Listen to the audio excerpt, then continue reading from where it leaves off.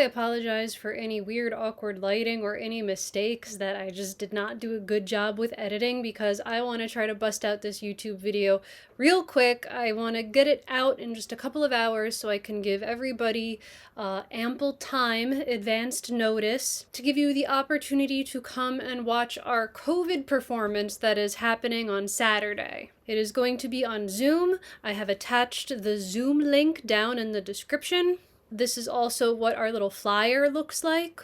This is our spring season performance, I guess. You can go to the website for more info or RSVP, or you can just take the Zoom link that I have down there. So first of all, I wanted to talk about what it was like to put together a COVID performance. We had about 6 weeks of rehearsals, maybe 7 weeks. The first few weeks were on Zoom, and you know how much I hate doing Skype ballet classes, and I thought Zoom rehearsal was really going to be a nightmare. So at first I was like, I hate this, I don't want to do this. However, the piece that we rehearsed on Zoom was choreographed specifically to do during lockdown. So the piece pretty much stayed in one spot. So it's not like a ballet class where I'm trying to like dance across the floor and I hurt myself because I slap the furniture, or I just like can't turn on a carpet. So once I got used to the choreography, I actually started to prefer Zoom rehearsals. Because the alternative meant going to rehearse in person, which was a huge pain in the butt because a lot of the studios are still closed or very limited in the city. It was like really slim pickings as far as like where we could rent a studio to rehearse. And my boss chose this studio all the way in Coney Island, so far. I'm lucky that my husband Steve drove me most days, but on the days that he didn't drive me, it's a 2-hour commute to get there and a 2-hour commute to get back for what, an hour and a half, 2 hours tops of rehearsal. It was a waste for me. Like the whole day is wasted just by doing that commute. So I just hope we never have to rehearse at that studio again. Even the studio is like not great. There's like holes in the walls. The floors are dirty. I don't even think anybody sweeps that floor. There's like bubbles underneath the marley, which I feel like is how I sprained my ankle, which I will elaborate on in a few minutes. And we ironically also had to go to Connecticut to rehearse in one of the dancers' homes because her basement is like a studio, you know, has a little like studio space. It was actually easier for me to drive to Connecticut than it was for me to go to Brooklyn. We had to all get tested and test negative before meeting again in person. It was fantastic, amazing, like so happy to actually be in the same room with the dancers again because we all missed each other so much. But that commute, man, it was... So, interestingly enough, this season has 3 pieces being performed on Zoom. I am apparently in 2 out of the 3. The one that we just did all these Zoom rehearsals for was running on Duncan. It's set to a poem. It is not balletic at all. It is very contemporary. It's very kind of like in one spot. There's another piece called Furious, which I am not in. This was also a Zoom rehearsal, and this was also choreographed specifically to be done in one spot. There's not a whole lot of movement across the floor. I did not join this piece because the rehearsals for this piece were on the same days that I had my ballet classes. You know me and my Russian ballet classes. I didn't want to miss them. And I was like, you know what? I think I can only do one out of these 2 pieces. It turns out, even if I did want to do this piece called Furious, when I sprained my ankle, it is the right ankle, as always, there is a lot of stuff on one leg. There is a lot of stuff on the right leg, on the right ankle that happens in this piece. So even if I had started out rehearsing for this piece, there's no way I would be able to do it after spraining my ankle. Even though my ankle is like pretty much better, the swelling is gone, the pain is gone, it is just too unstable. There's no way I could do all of that stuff on one leg, all of those releves and turns on one leg. It's a lot, so it kind of worked out. The running on Duncan piece was fine. I was able to tape up my ankle in a heel lock. I was wearing high-top Converse sneakers the day we filmed it. My ankle was like locked in place and supported, wasn't going anywhere. So despite spraining an ankle, I was still able to like make it work. And you know, it was fine. Honestly, the day we filmed that, my ankle was the least of the problem. I'll get into that too. And then a third piece that I'm in, it's called Singing Hearts. I'll tell you what, I don't know what it's gonna look like because I don't remember anybody filming that. We never had like a film day for that piece. We ran it a couple of times in our costumes, like a dress rehearsal.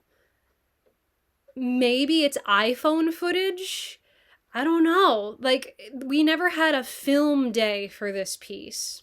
And this was before COVID was a thing. This was a piece that we were supposed to perform in our spring 2020 tour. The day we were going to leave for that performance tour was the day everything got shut down. So this was pre-COVID, when we were all in pretty good shape. We were rehearsing every day, preparing for a show. I have not seen more than just like a few seconds at a time of footage. I don't know what it looks like. I don't know who's editing it. Or wait, I think I have like a little fake program here.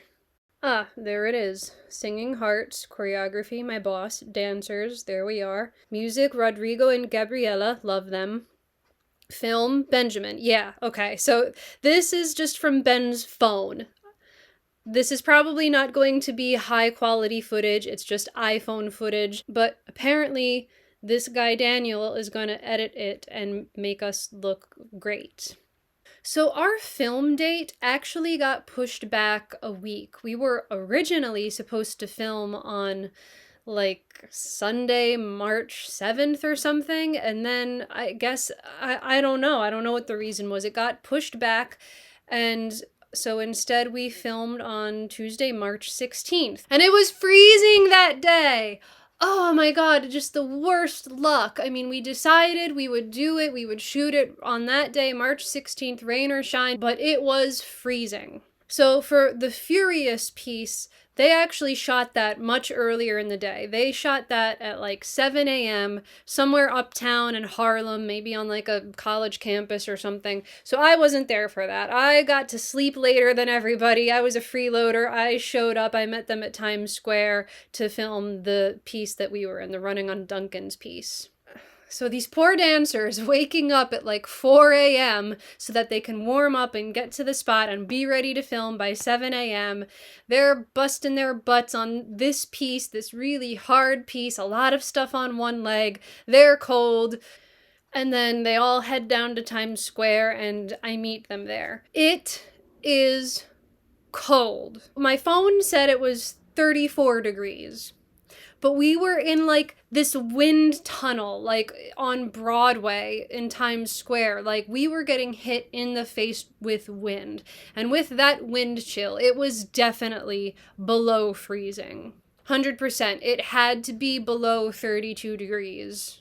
And our costumes were leggings and t-shirts. This was insane. I did not think we could do it. I did not think I had it in me to do it. I did not think I would be able to survive in that cold once I peeled off my jacket. I thought I was gonna die. I thought my fingers were going to fall off. Y'all already know I have piss for blood and that I have such a low tolerance for the cold. You know me, I like to be hot, I like to be in my sweaty sauna pants, I like to be a lizard on a hot rock.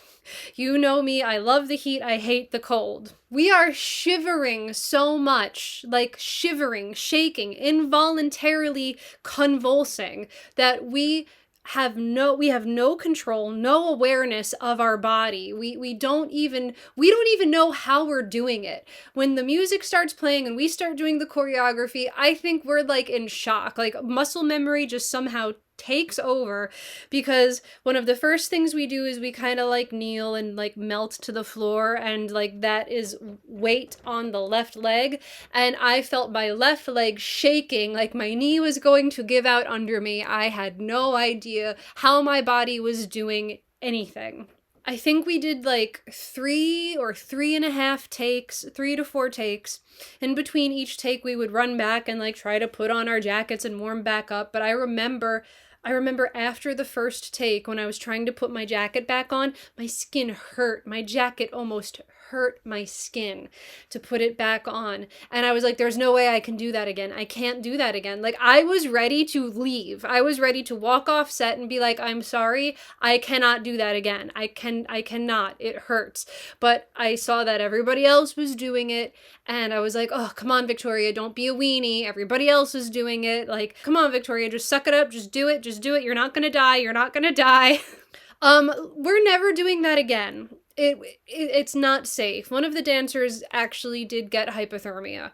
We're not doing that again. I think we would have to I think we would have to organize and stage a strike. Like, we can't, that, never again, never, ever, ever again. It's just not worth risking the health and safety. And you know, because we're so uncomfortable, it's rushed. You know, the camera guy, I don't even know if he got enough footage to edit together a decent music video. You know, when I work with Steve, whether Steve is filming me or if I'm being Steve's PA, like assistant, he tries to get so many shots, so many different shots, so that when you edit it, it's interesting, it's dynamic. You know, you don't want to have two shots next to each other that are so similar. You want to have a lot of variety and a lot of options so you can piece together an interesting video.